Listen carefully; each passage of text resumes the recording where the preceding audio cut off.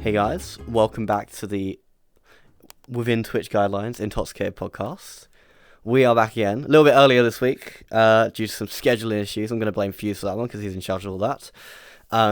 We are here with CompleteGuarantee and Imjoh1, two of the founders and developers of StatBot, which we all know and love.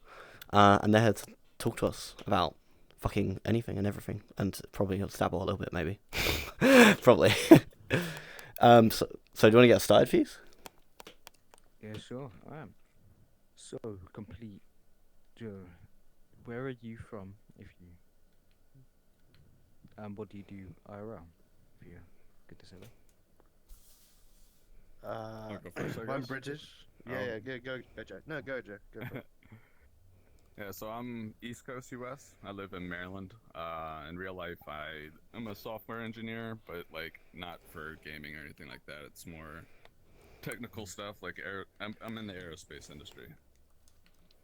Do you like fly drones and shit? Like, No, I more deal with like satellites.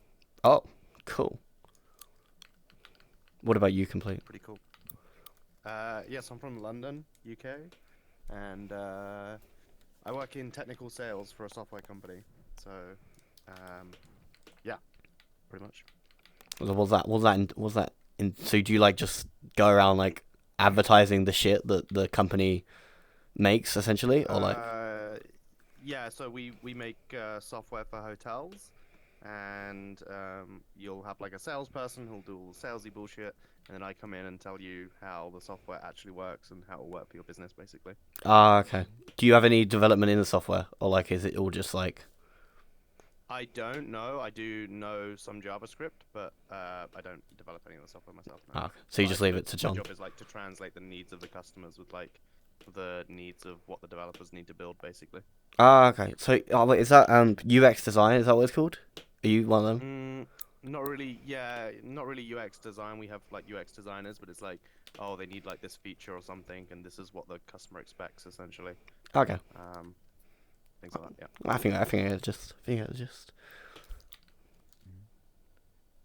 Alright, so, Imjoh1 is a very interesting name.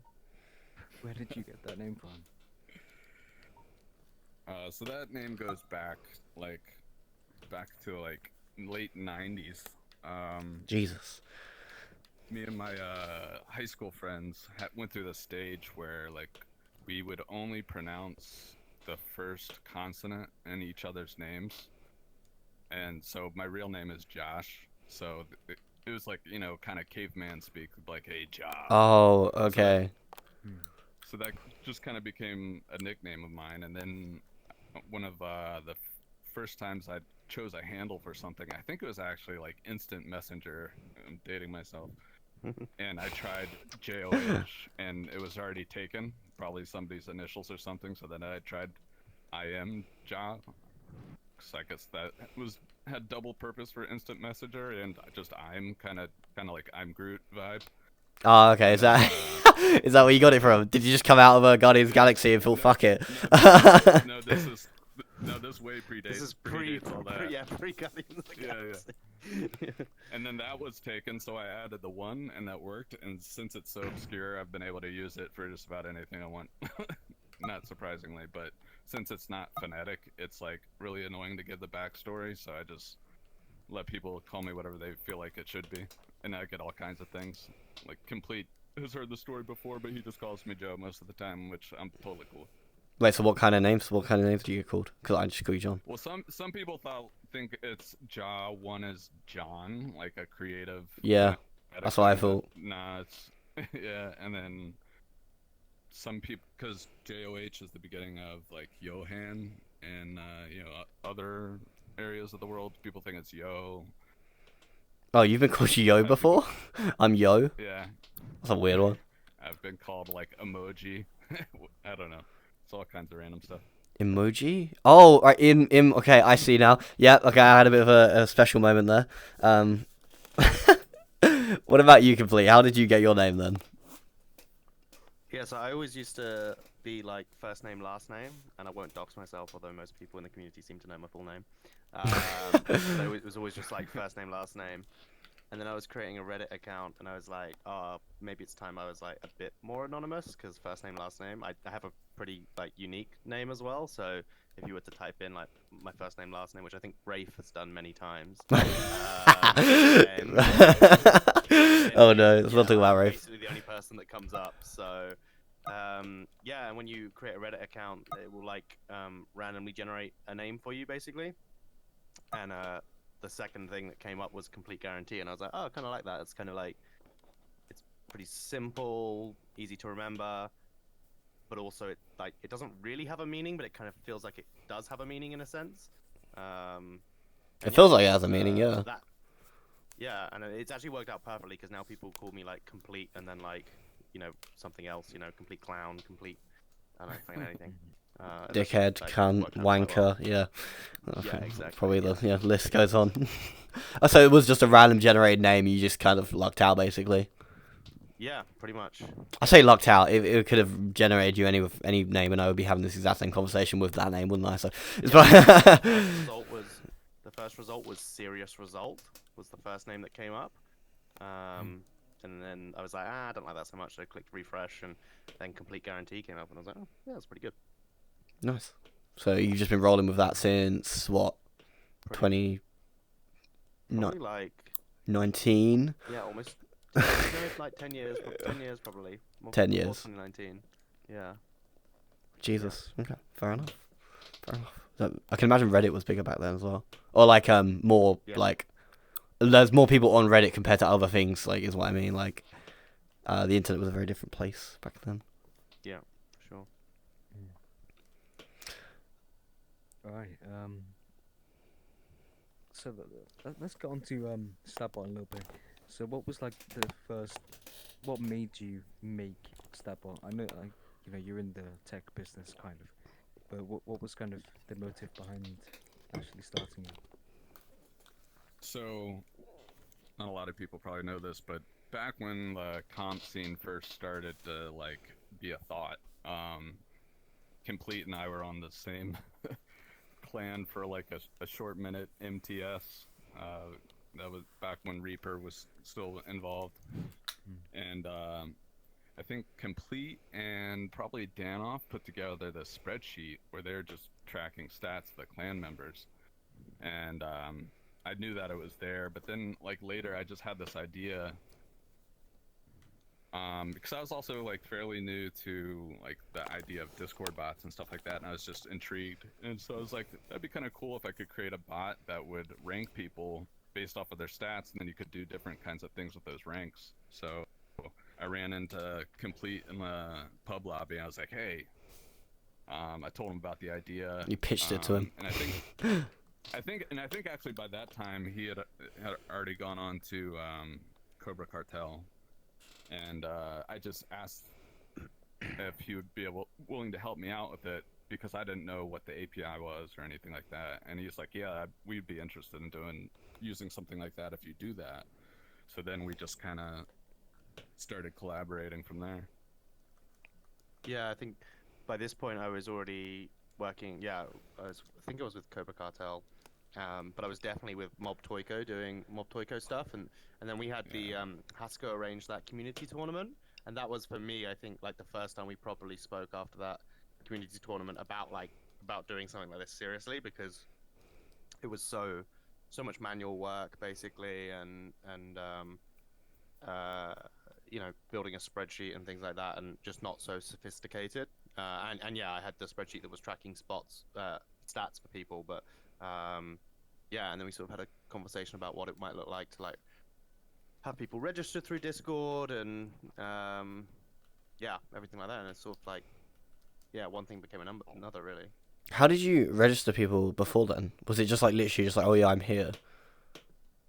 Yeah, mainly like a Google form, basically. So you'd fill out the Google form, and then check-in was all done. Yeah, you'd go into a Discord channel and say that you were there, check in. But it was very like manual from our side, and less sophisticated as well, because we also wanted a way of like how do you seed players based on like their skill, so that you don't have like, in the first round of a tournament, you don't have like one really sweaty lobby where they're knocking each other out, Yeah. and another like super easy lobby that's like progressing through to further rounds when they probably shouldn't. Um, yeah, pretty much.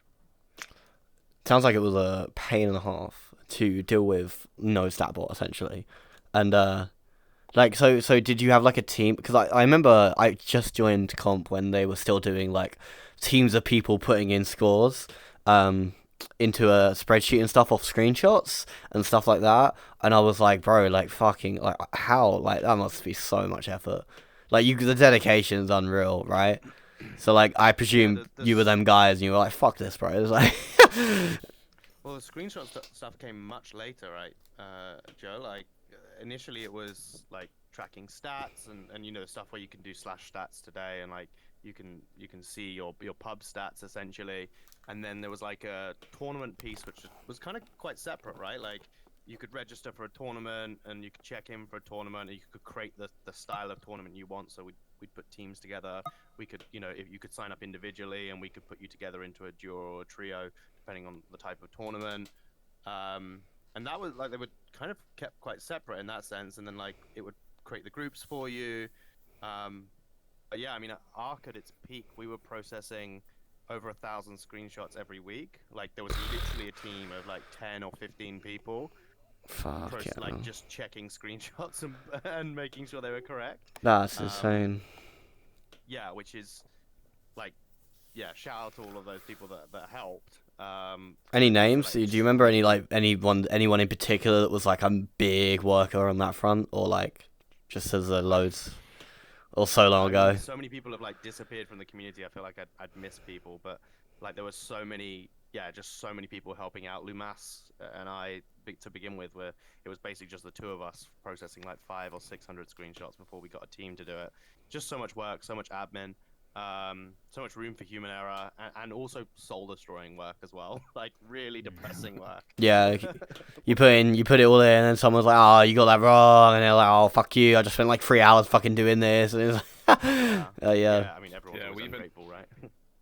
We even had a ditched effort at one point where we were trying to use like character recognition from the Yeah, Google I've seen API to like take the screenshot image that people would submit and then read the text off it to read the scores. But unfortunately, that was like accurate like 70% of the time, so it was not enough to go fully automated with Yeah. it. You know? That must be really annoying. So how much does so you guys like obviously have probably talked to Big Box about StatBot and stuff like that. How much do they help you, or how much did they help you? And do you like them or not because of this? It's like, how's your relationship with Big Box, and like how much do they help what you do? Interesting timing to ask that question. Well, yeah. Yeah, I mean, in the beginning, they were supportive. Like, they wanted, like, I know, like, Spike said he wanted the comp scene to succeed and all that. And when I first started, like, developing the mod got flagged and my account was banned, and we reached out to him and he worked with us to get that sorted out. So, like, we were always transparent with them, like, what we were trying to do and what we were doing. He definitely got upset with me at one point because I had released some like stats about like player activity, and that was a big no-no, so we stopped doing that. But, oh no. You got the devs on your case. I think it was like right after they released Kingdom or something like that. I gave a peek about what the player increase was, but I can understand why they want to keep that stuff to the chest. But in any event, like, they weren't like going out of their way to be helpful, but at the same time they let us do what we were doing, which was, good enough for me.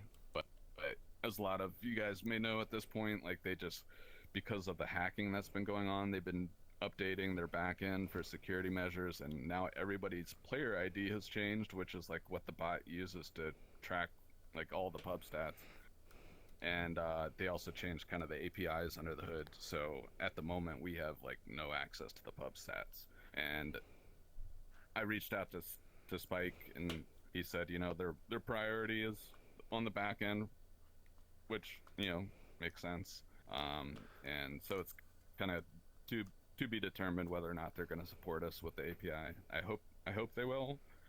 Yeah, We I also feel have a like couple, I feel like you're at a point where like your name is so recognized in the community that there should almost be some sort of exceptions maybe made for you to like privately have access to certain things maybe even maybe like just like a written contract that says like an NDA essentially saying that you can't release any of the information, but you can like use the software to like and like develop some sort of stat bot that works well with the community. I'm surprised they haven't like reached out and like done something like that with you already.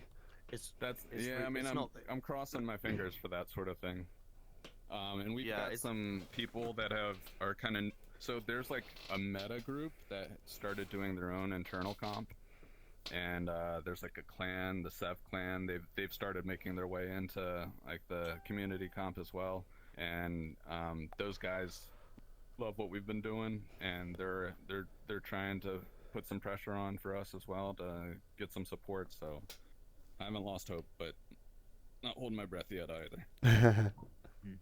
There's also like two sides of the stat bot as well, right? There's the API side, which is like the stats side, which just uses what's actually a public API, like it's publicly documented. I won't share any names or anything because but there were we used to use a middleman API right back in the day, and then we broke well, that broke itself basically. It was just some random guy that built this middleman API, and so I remember spending like 2 days with you, like trying to work out how the hell we get around this middleman API to get access ourselves, and then it was like pot luck, right? I was like, let me try and create a user. Let me see if I can just create a logger and then a user and then log in with that user, and funnily enough that worked. And we managed to fix our problems, but I don't even remember how like the actual no, go ahead. I was gonna say the very first like stat tracking app that I remember being out there was called Hot Drop Stats, and they put out a public API that basically wrapped Big Box's API, and it did the job, but it was like I think hosted on the guy's like laptop at home or something like that, and so occasionally like it would turn off and we would lose access, and he'd be on vacation, we'd be bugging him like turn it back on. It is funny that like you can have a whole community held up by a laptop in some guy's basement, like like that is a really funny like concept just in my mind. Just like, oh, I'm on holiday, buddy, sorry, that's it, no game, get out, no stats. It was a good lesson to learn though, because then when I did my stuff I made sure it was hosted in the cloud, so I could always it's on somebody else to keep it running basically. Yeah. That's good. I remember how API was like rate limited, and so when we started growing, it was like taking forever to update the stats. So then we went directly to the other public API. Yeah, I don't even remember. Maybe you do. Like how we then got from that to the mod and everything else, and the casting tool and like all that automation. Like I don't even remember when that happened or why it happened. Yeah, I think a lot of that came from the pains of the dealing with the screenshots stuff. And the right and that not working out. So then we're like, what else could we do? And I think around that time was when Sky Candy had Skynet first started doing their thing, the competition. And, and so they worked out a solution, and I reached out to them to see if we could support them, and because we were interested in the same thing, and and I reached out to the developer that was doing that kind of stuff, and he was like, well, I'm under kind of a contract where I can't disclose anything, but if we would like to do a API for other people to use, and if he was going to let me know if that ever happened, and that never did, and I was impatient, so I just kind of made your own into it and ended up and that was I've never done any modding before that, but it was a fun little pet project to to learn how to do that kind of stuff. You're pretty Yeah, tech but the thing is, familiar once familiar you know anyway, though. something's possible, right? Once you know something's possible, like, well, if someone else can do it, then why can't we? You know, like, Yeah. yeah. Yeah, with And so technology, it's like that first a lot. the very first emphasis was getting the scores and all that to alleviate the pressure from doing the screenshots. But then, Complete was the first person that was like, "Hey, can we get team colors? Can we update the billboards?" And I'm like, I don't know if I can do all that, man. Like I'm just barely like figuring out how to get Yeah. the data out.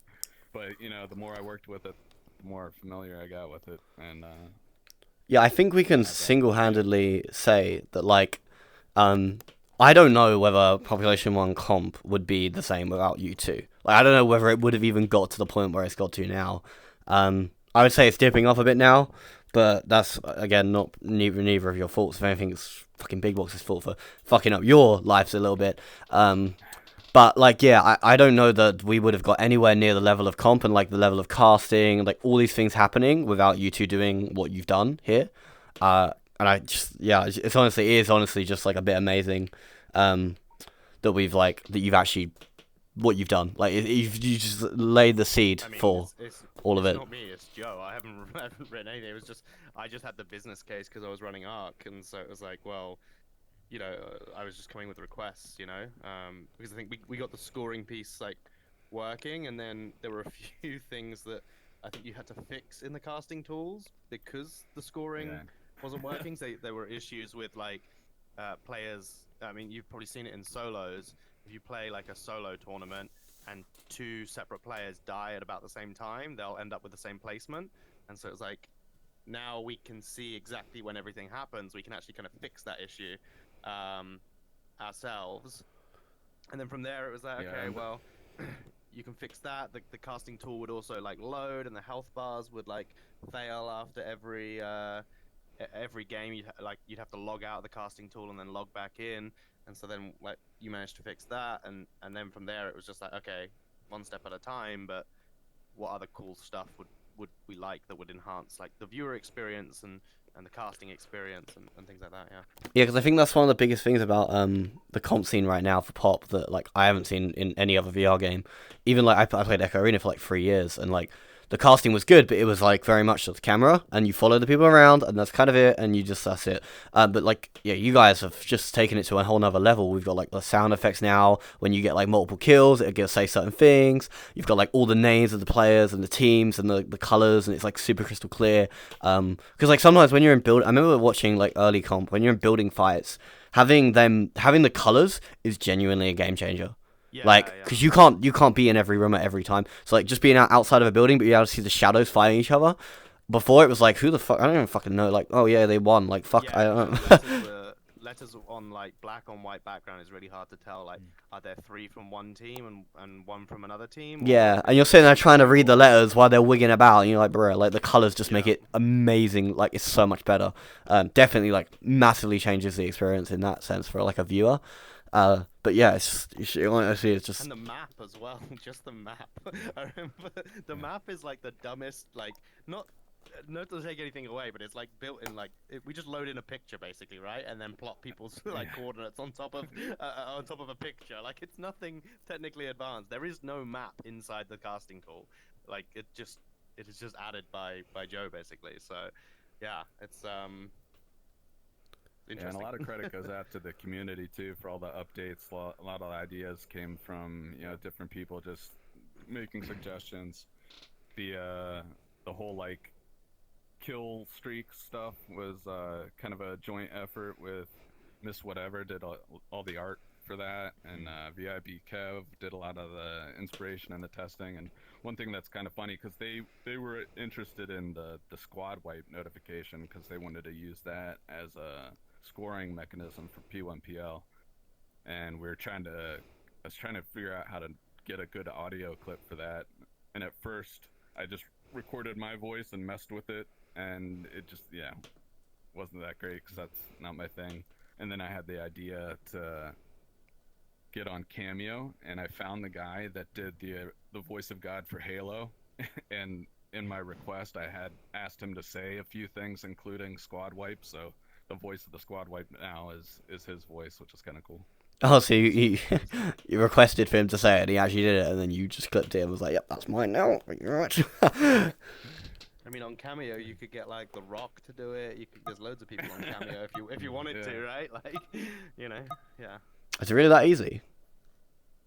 Yeah, like Cameo, Yeah, you just gotta there's pay. loads of like celebrities on there. You pay like $5-10, and then you give them a script. I mean, do you remember when we were closing down Arc, like the first time? Well, maybe the second time, and like Skittles was making those videos of that guy Oh, that was like that- slapping his yeah, belly yeah. and stuff. That's just Cameo basically.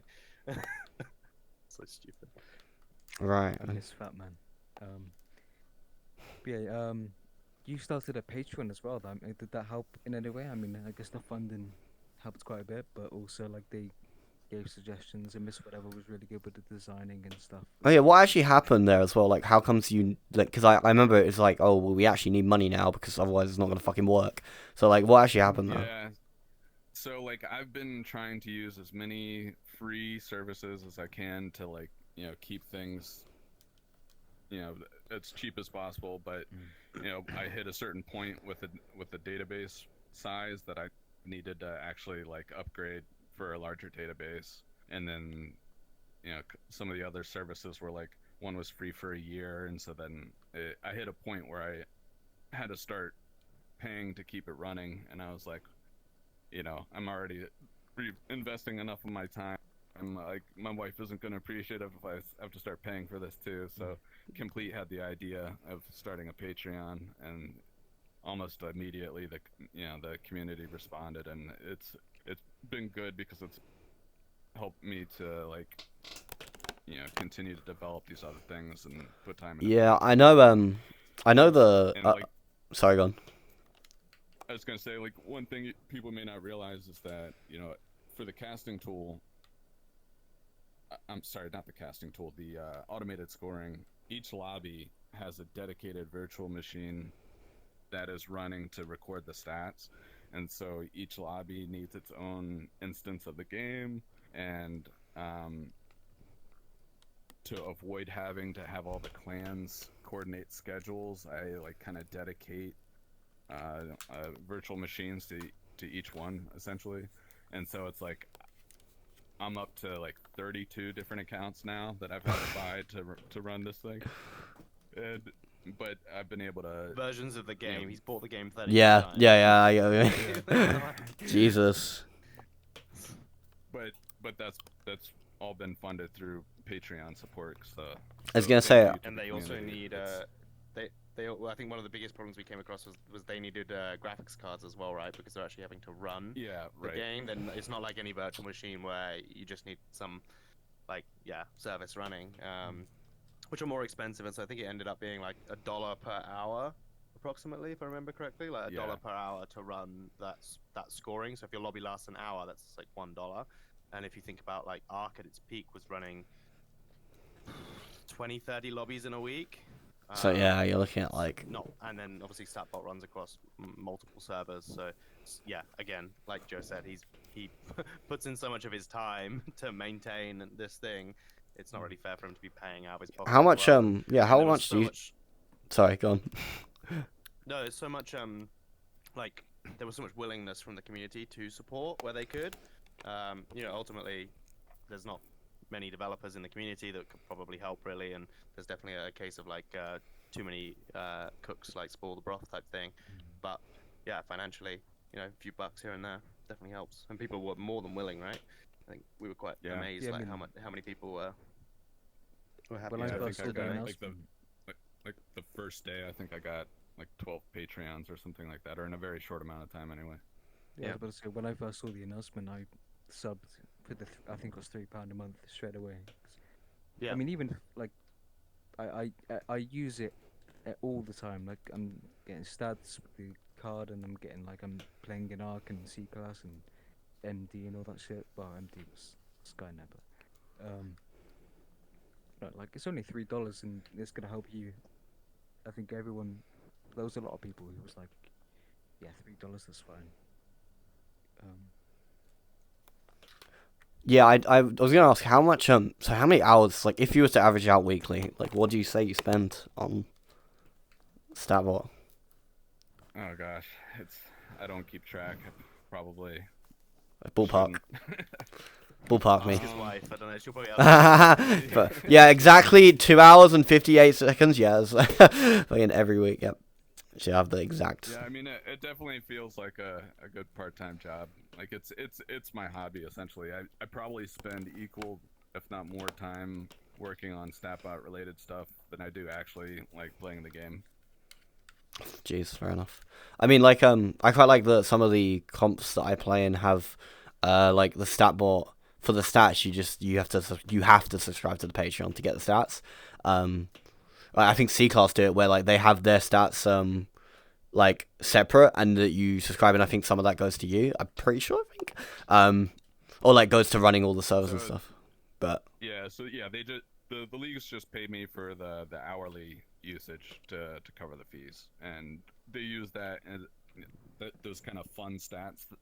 A lot of times they'll use that as incentive for their league Patreons, and I think that funding covers the use of the bot, but that also probably helps support their casters and all the yeah. other staff and stuff. So, moving a little bit away from StatBot, because I feel like we talked about that enough. And by enough, I mean for about 40 minutes straight. So, how do you guys find the game right now? Just in general, like, I mean, I know, John, you play a little bit more casual than maybe Complete used to. But like, how do you find the game now, or like, how did you find the game in the past, and like, where do you think it's going? Well, I personally like have grown to enjoy the updates that with Phoenix. I was a little like, you know, unsure about it at first, but it's a lot more action, and then I think it's good updates. Um, but yeah, I also feel like with some of the stuff that's been going on with the hacks, if they don't get on top of that, which they're trying to, but if they don't, it's gonna ruin a lot of things. Yeah. What about you, Complete? How has your Pot One experience been over the years? I have not opened. I've opened Population 1 once in the past. What, 15 months, and that was to get interviewed by Chaotic for some video that he was making. I definitely like burned myself out of Population 1 and VR, to be honest with you. Like, similar to Joe did a better job of like of maybe balancing his life, but I was like running Arc, playing competitively, working a full-time job, which is pretty demanding anyway, and running Arc is, I think Joe's always had like a nice relationship where people are like so thankful for the work that he does, and I don't know why, but at Arc, people just hated us. I think it's because you're hosting like the most competitive Pop 1 VR scene. Yeah, So it's like, and the tension is just so fucking high all the time. It's like a little thing happens, and to you it's like, oh, that's fine, I'll just fix that tomorrow. And this guy's like, yeah, my fucking life depends on it. I'm gonna fucking go jump off a Minecraft bridge if someone doesn't sort this right now. Like, it's like, I yeah. was gonna say, I'm sure Chaotic and Aussie can tell you, like, there's a lot of stuff that's going on behind the scenes as well that like could burn you out for sure. We had them on. They told us all about it. Yeah, and they have the benefit of not having to deal with the screenshots and all that. Well, I mean, I'm sure there's still some headaches with the sheets every now and again because things happen, but like they've got it easy compared to what Complete was doing, and he was almost a one-man show doing a lot of that stuff. So it's no surprise to me he got burnt out. Yeah, and back in the day there was a lot of drama, Wiser definitely didn't help with stuff. Yeah, number of other people who I won't call out, but Hey man, if you want it, it'll be in the thumbnail. So go ahead, bro. give me a nice good thumbnail. Come on, I'm quoting you here. I'm past all of that. But fuck Lucy. No. No, yeah, it was just like a lot of, it was a lot, man. Like finishing 8 or 10 hours working IRL, and I work from home, which is nice, but like literally turning off my laptop and turning on my PC to then start working on Ark until literally 2 a.m., going to sleep, and repeating the next day. It Yeah. was just, yeah. And yeah, it being so thankless and people being so ungrateful was kind of rough. Yeah, I mean, I know a lot of the DD players, and I know a lot of the older DD players, like, even now, to be brutally honest, they can be fucking cunts. Like, straight up. Like, they can be, like, you say one thing they don't like, and they're just, like, jump on it, like, really harshly. A lot of the newer players are a lot nicer, I think, or, like, yeah, people that actually, like, came up from it, seem to have a lot more appreciation, but these older players that have just been in it from day dot and just been like Diamond Division from day dot, they have this like ego to them that's like, fucking, you can't talk to me like that, fuck you, fucking like yeah, straight away. So much drama and stuff as well. It was just yeah, like I had a great time playing, had a great time doing it all, you know. Like, I still chat with Chaotic. I actually met Ozzy in person last week. I was in in the US. We work in sort of somewhat tangential like industries, and so we were both at the same conference last week in Charlotte. And yeah, still talk to Chaotic regularly. And actually, like, the weekend before, the Cobra EU team, who obviously I've played with for 2-3 years, they were all in London visiting me, and we were out in London doing stuff. So yeah, like, I've made some like really good friends, you know, doing this. So I'm still around, like, but yeah. The Just a idea of, DM like, away. playing Population 1 just makes me want to put a bullet through my brain. So I'll enough. pass. Have you guys given Showdown a go? I haven't. Again, like, for me, it was like not just Population 1, it was VR as a whole, like, really like just the idea of putting a headset on. Even like, you're lucky that, like, literally when you said to me like yesterday that you were doing this in VR chat, I was like, oh, for God's sake, like, you know, just like, it just doesn't feel like a nice experience. I'm sure I'll get over it, but yeah. Yeah, I mean, when you spend as much hours as I have in VR chat, you get kind of used to it, but that's another thing altogether. Go on then, John. Yeah. I was gonna say I haven't given Showdown a real try yet. I like, while it was towards the end of beta, I got on the beta and did the tutorial, and that's as far as I got. Just haven't had the time. Are you not really into like the realism of it all, or are you like, do you like the kind of more, like, I don't know what to call it, I always get stumped on a word here, like that are more like easy to use animated guns, I don't know how else to explain it, of pop kind of thing? I mean, I think they definitely both have their place. Personally, I think it's the verticality and the climbing and flying of Pop 1 that just gives me an adrenaline rush that I just feel like other games aren't offering right now. Yeah, it's definitely very unique, I must admit. Even like I've moved to Showdown quite a bit. I've moved over, like, I think probably my content right now is like 80% Showdown and then like 20% pop when I get forced to fucking play it, basically. But even now I can like appreciate the fact that pop definitely has a unique aspect to it. That I don't want to see them throw it away.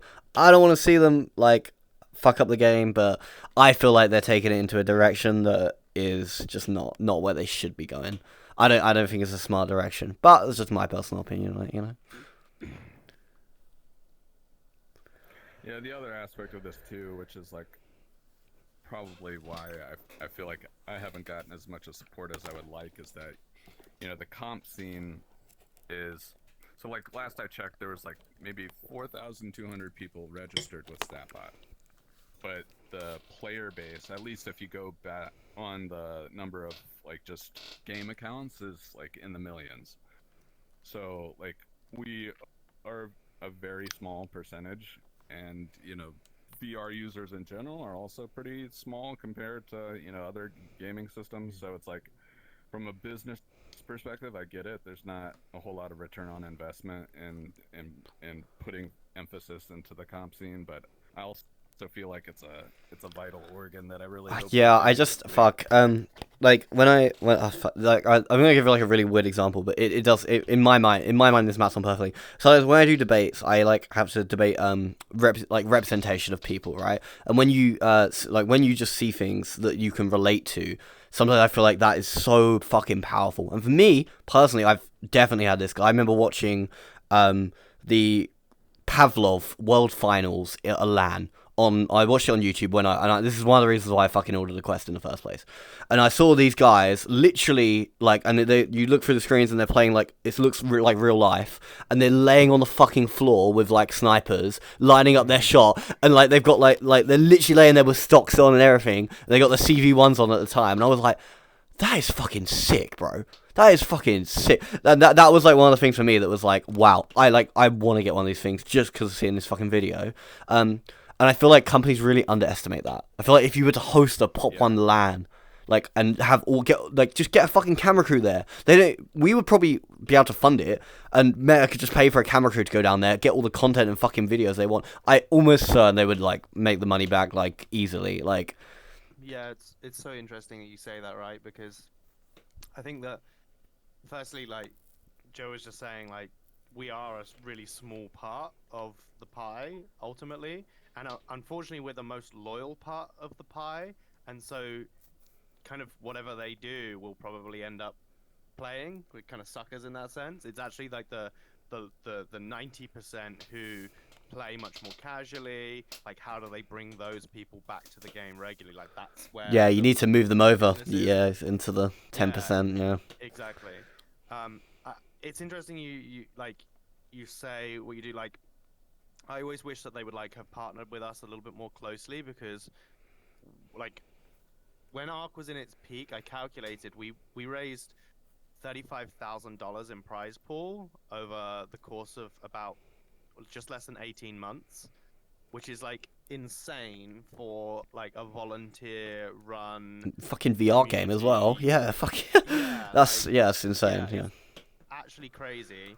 And it's we could have done just so much more with just like a little bit of like support. I mean, with the development of StatBot, like Joe says, like they've never been, they've supported us in behind the scenes when, you know, like when the accounts were getting banned, you know, they pulled some strings in the background to remove that, but they've never actively helped us, I would say, you know, but they've just never hindered us.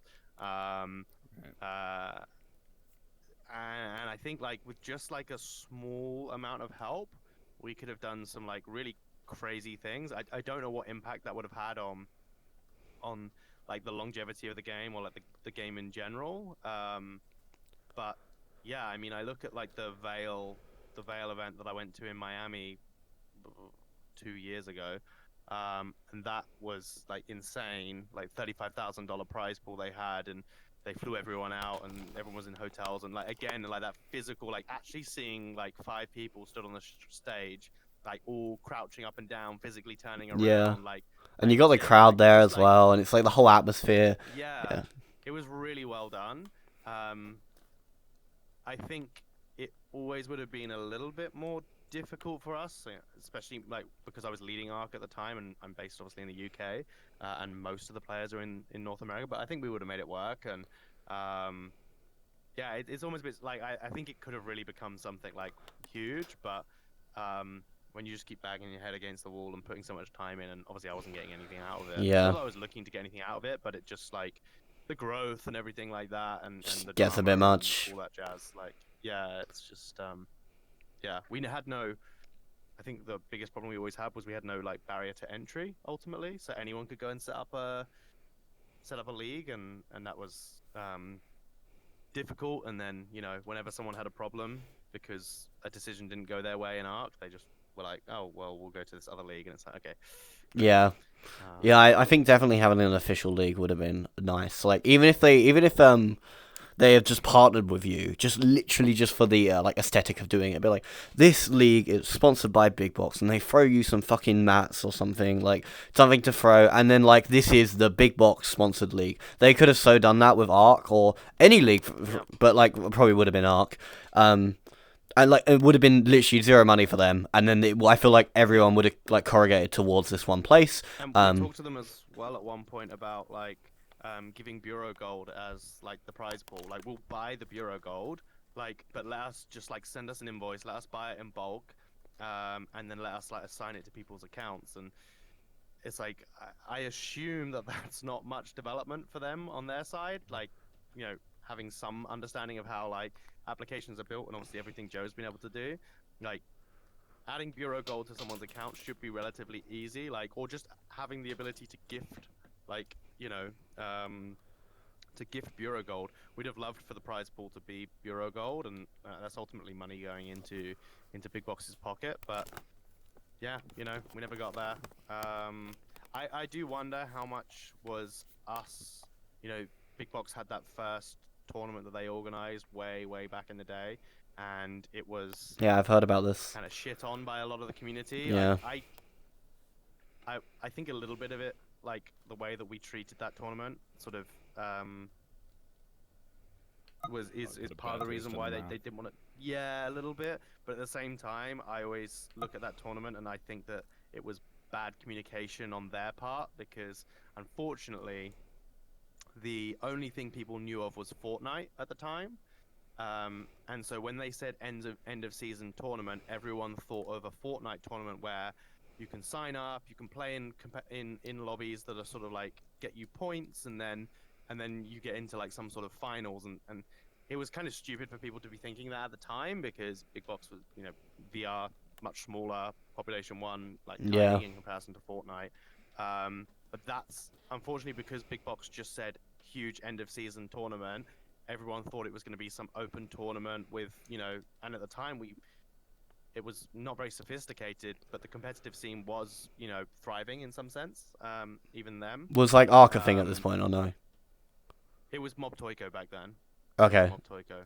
But Mob Toyko became Ark, so. Okay, but there was still a league going. Wait, so what I don't get is then why didn't they like partner with that league to do it, and then wouldn't even have to have done anything. Yeah. Like you let the people who's already running the comp, they already clearly know what they're fucking doing, right? Like let them. Yeah, I mean it was really early on. Then like the game had been out I think less than a year at that point, and we had experience, but it was super casual. How much do they want to like stake their reputation on like some community run thing? Oh yeah, I guess that's fair. I guess this was like just before they were purchased by Meta, but there's also like this whole like we have to remember Big Box is owned by Meta now. Yeah. And so there's a whole like level of bureaucracy and control and things like that. And I get it's not easy. Like I totally understand that. Like I said, they've never done anything to stop us doing what we want to do, but they've just certainly never done anything to help us either. Yeah. It's been a shame, but it is what it is. I feel like that's about a lot I of remember comps. There also being a lot of like image and politics involved in that first tournament too, where it's like Big Box wants to maintain a good family, kind of friendly environment, and I would not say all the competitive clans fit that bill. So instead of it being open, it became more of an invitational to the ones that they thought would, represent them well. Yep. I think that's fair enough. I think it's fair enough to have it be an invitational. I just think like as a gaming studio, I kind of expect people that can develop video games to have a better social social media understanding of like how to advertise things. Like I'm super careful when I do this, and even my channel, and like I'm not even that big, right? But like I'm super careful what I say. I like make sure like everything's advertised properly, and like it's just like things that I like couldn't imagine missing. But then like so for a company to go do that is pretty insane, especially when you're in a tech industry. That's like really weird to me. But yeah, again, for me, it was all about communication, because it did end up being an invitational, but that wasn't how it was initially advertised. Yeah. Everyone got these like sky-high expectations of what it was going to be, and then it was an invitational, and then if you didn't get invited, it felt like you'd suddenly been like kicked out, or you weren't being respected, or yeah, and like I made these There was a lot of egos mistakes. at play, and Like I made these mistakes when I was younger, and like I started streaming.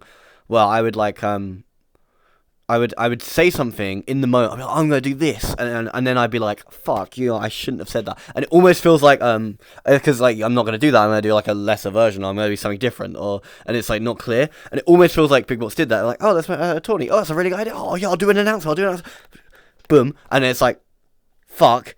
Like 3 months later, I was like, fuck, I did the announcement like in the moment because I was so excited, and like it almost feels like a kid that got the hold of the fucking phone and was like, yeah, it's gonna be so much fun, and they just sent it out.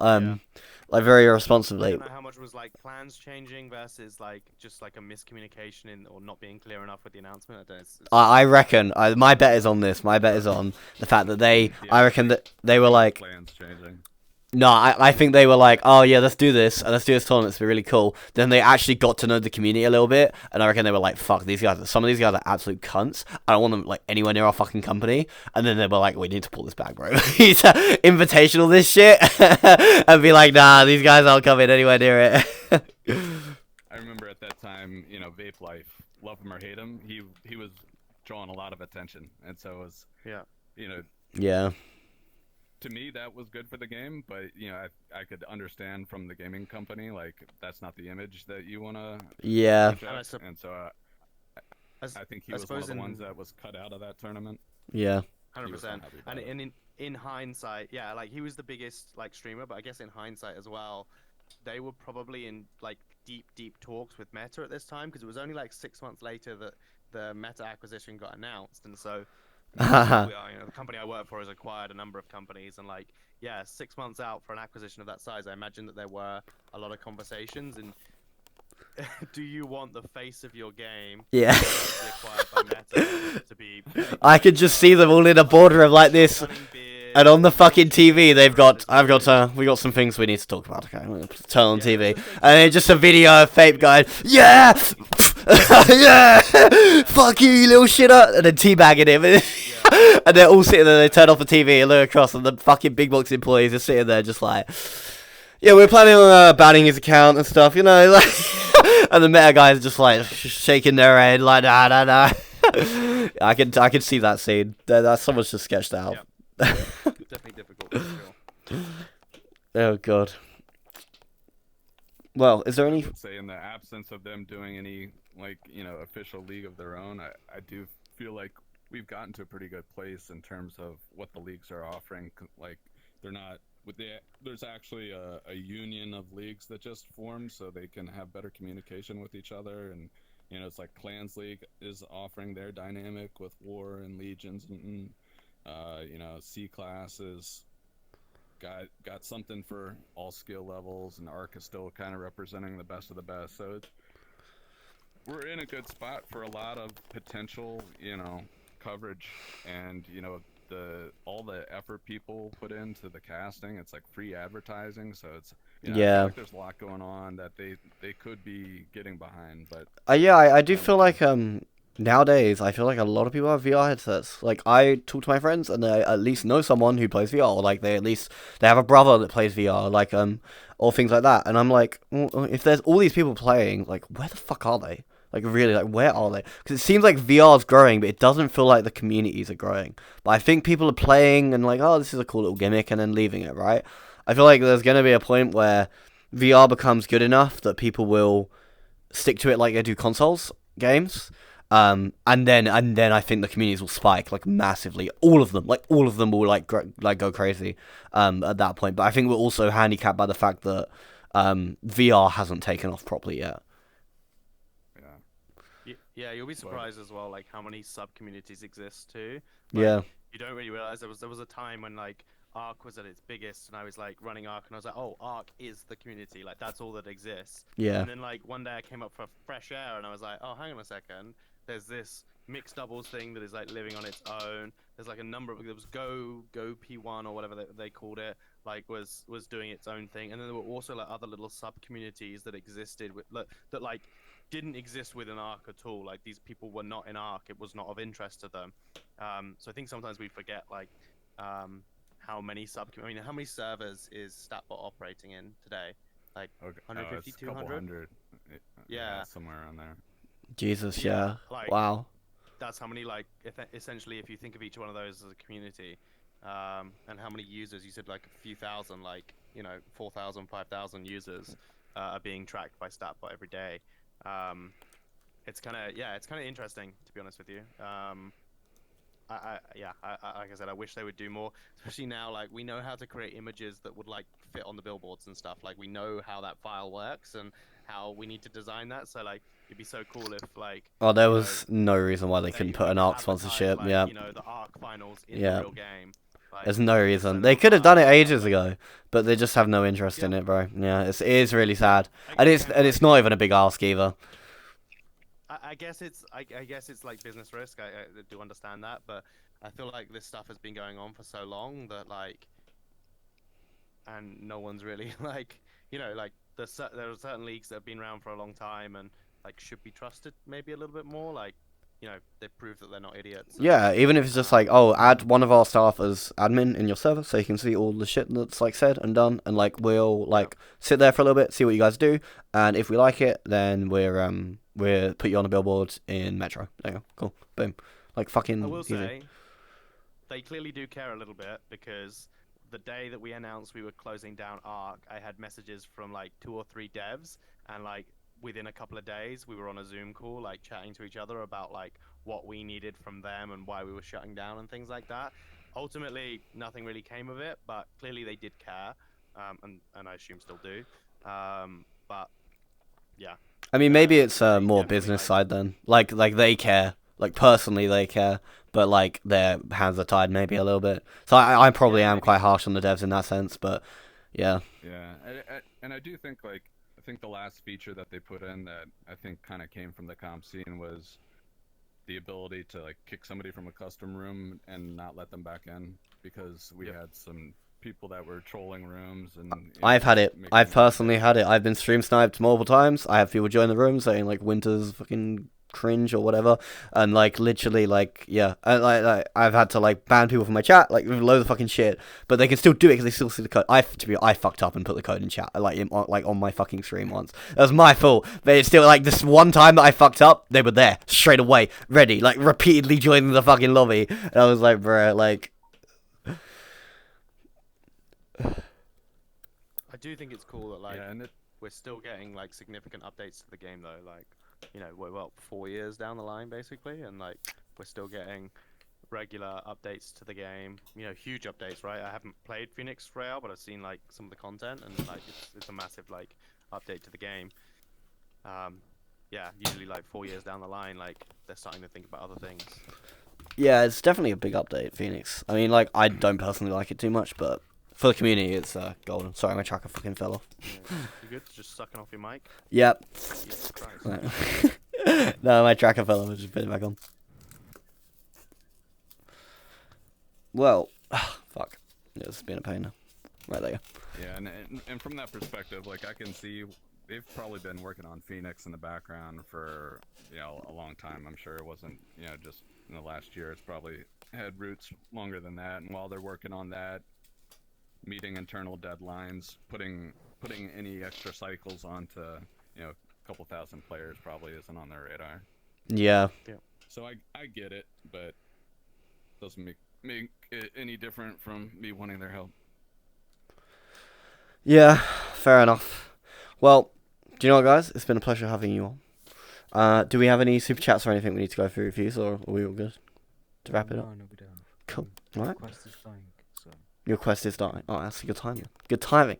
Thank you for having you on. Thank you for coming on, guys. For having you on. That didn't make sense. Thanks for having us. Yeah, no problem. And the VOD will be on Fuze channel. I'll also post it on YouTube if you want to go watch. But yeah. And thank you all guys at home for watching the Within Twitch Guidelines Intoxicated podcast. We will be back in 2 weeks and 4 days, 3 days. I don't know. We normally do this fucking shit on a Thursday. We don't know who we're gonna have on yet, but we'll be back then. We're posting on our service. So thanks for watching, guys. I'll catch you guys later.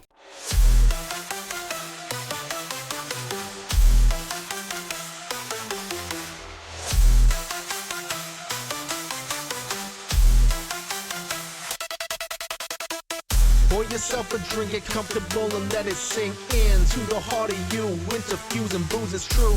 We're on the couch of the cast, don't think it'll be over fast. Intoxicated, anticipated, and blasting through your screen and speakers. Kick back and regulate your sneakers, cause we be digging through what you wanna know.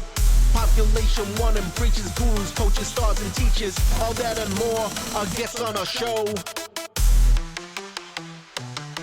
Intoxicated.